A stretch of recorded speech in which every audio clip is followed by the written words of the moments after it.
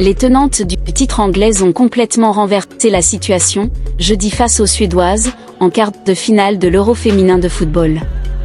Vainqueur après une séance de tir au but, l'Angleterre affrontera l'Italie, tombeuse de la Norvège mercredi, en demi.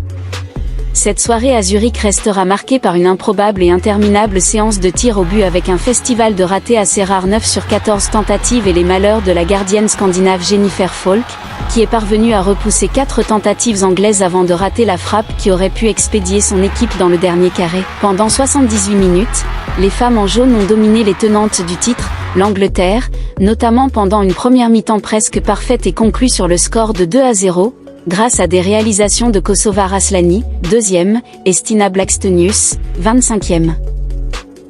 La révolte est ensuite partie de l'arrière pour l'Angleterre, avec la taulière de l'équipe et latérale droite Lucy Bronze, autrice d'une tête rageuse pour revenir à 2-1 à la 79e minute. Complètement éteinte après le coup sur la tête qu'elle venait de prendre, les Suédoises ont cédé en 2 minutes. Michelle Aguiemang, qui venait de faire son entrée 10 minutes plus tôt, a fait parler sa vitesse pour conclure une occasion de contre à la 81e minute.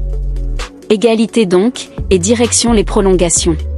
Incapables de peser dans la moitié de terrain suédoise, les Anglaises ont dû se résigner à défendre, repousser les vagues jaunes au long des 30 longues minutes des prolongations. Une mission réussie, avec à la clé les tirs au but. Et le début d'une fin de soirée totalement irrationnelle. D'abord menées à la suite de l'arrêt de la portière anglaise Anna Hampton, les Suédoises ont de nouveau retourné la balance, grâce aux 3 parades de suite de Jennifer Falk, avant que la gardienne ne rate donc son tir synonyme de qualification.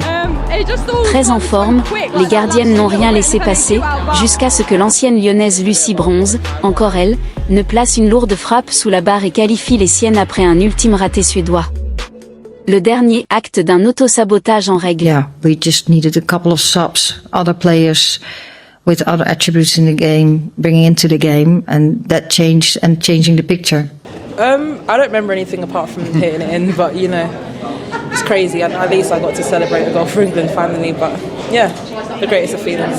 So I think it's what I've done for every single cap that I've ever done and played for England. Everybody knows that. That's what we talk about, proper England. I've been part of this team for, I don't know, 13 years or something, 12 years, I'm not sure. And I've always brought that to the team. The girls know that they can always rely on me to bring a little bit extra when it's needed.